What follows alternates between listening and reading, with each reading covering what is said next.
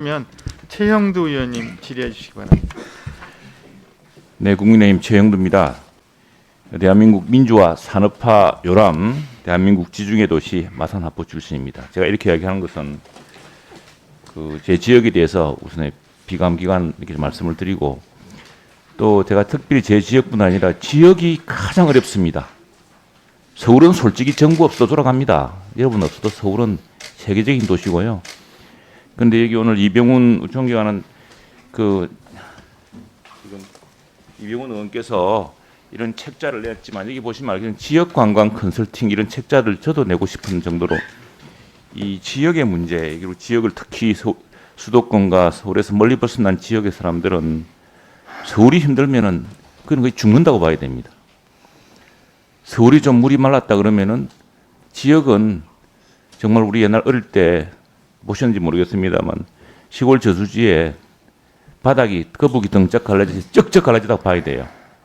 그래서 그런 면에서 유구한 전통과 역사가 있는 이 도시도 이렇게 어려울 정도면은 다른 도시는 얼마나 어렵겠느냐. 그리고 우리 도시의 그 지역적 특성 이런 것들을 제대로 살핀 관광 정책 이런 게 이루어지고 있는지에 대해서 오늘 물어보려고 합니다.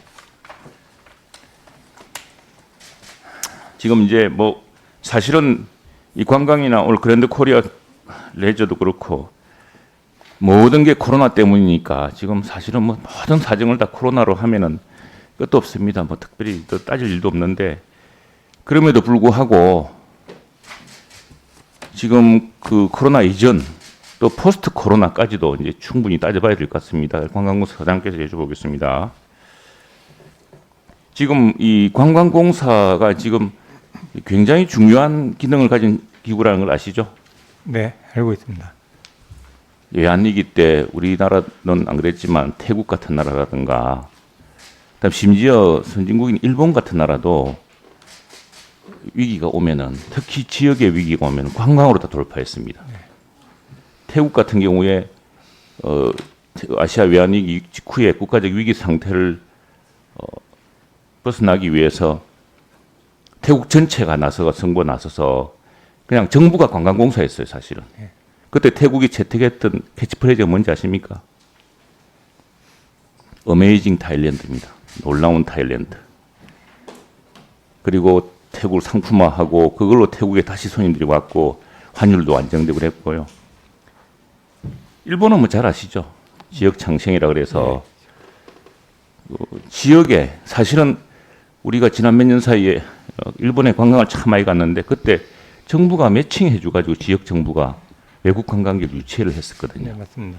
그건 도쿄에서 한 게 아니고 지역, 먼 지역, 도쿄에서 먼 지역에, 그래서 우리가 이름도 모르던 일본 지역에 우리나라 사람들이 굉장히 많이 갔습니다. 그래서 관광을 지금 공사 사장님 생각하시는 것 이상으로 크게 정말 중요하게 국가 전략 차원에서 하셔야 됩니다. 지금 이 포스트 코로나 시대에 이제 오늘 우리 존경하는 이병훈 의원께서도 자료집을 만들으셨습니다만, 이 빅데이터를 활용한 관광 컨설팅이 참 중요한 것 같습니다. 그래서 이 지역에서 자신의 매력이 뭔지를 찾고, 또 그 매력에 대한 매력을 확대하고, 이런 게 이제 중요한데, 지금 이게 언제 실시되죠? 지금 빅데이터 우리가 별로 덕을 본 적이 없어서 아직까지는. 네. 언제부터 가동됩니까? 네. 아니, 의원님이 말씀하신 대로 사실 일부 지역을 빼고는 오는 관광객 수가 정확히 얼마인지, 또 그분들이 얼마나 지역에서 어떤 소비를 하고 가는지를 알 수가 없습니다. 그래서 시급히 구축이 돼야 되는데, 그래서 지금 올해 본격적으로 구축을 하고 있고요. 12월부터는 지역에 관련된 데이터를 제공해서 지역에 맞는 관광 상품을 개발한다든가 관광 전략 수립하는 데 도움이 될 것 같습니다. 이 데이터 기반, 이게 이름이 관광 빅데이터 플랫폼입니다. 플랫폼. 예. 기대가 큽니다.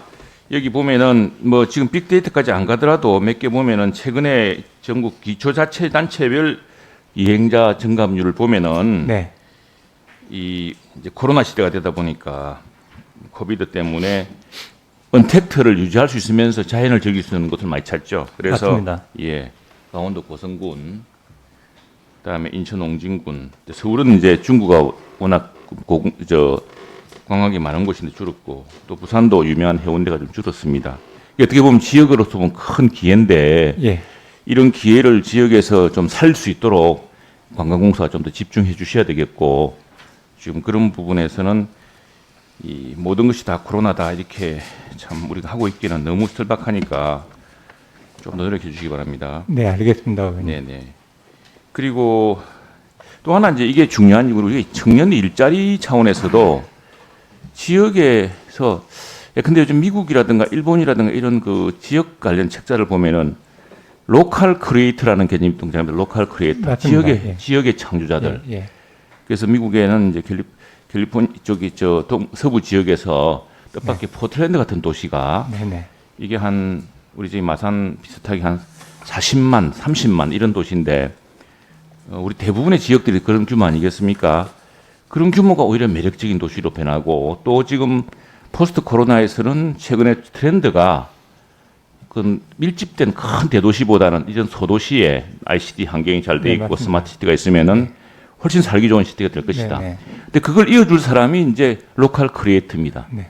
그러니까 아무래도 이런 ICT 환경이라든가 이런 것들을 접목할 수가 있고 이런 젊은 사람들이 굉장히 유리하겠죠. 네.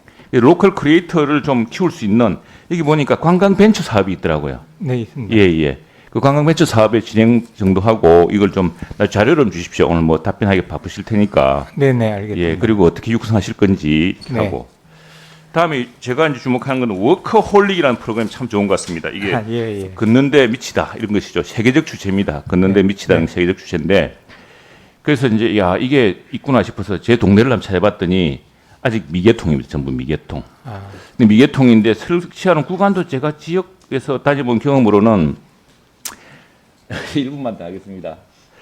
경험으로는 조금 실측을 해봤나 싶은 생각이 들어요. 제가 이제 아까 지중해 도시라고 이야기했는데 여기는 거제도가 큰 방파제입니다. 이 좀 우리 지역을 잘 모르시는 분은 말씀하시겠지만 세계 여행을 많이 다녀봤던 분이 와서 네.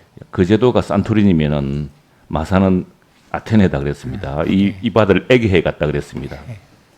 안 와보셨죠? 예, 못 가봤습니다. 그러시면 안 되죠. 이 큰 도시인데 100만 도시에 관광공사 사장은 많이 다니셔야 됩니다. 그래야 지역이 뭐가 불편한가도 알고 보시.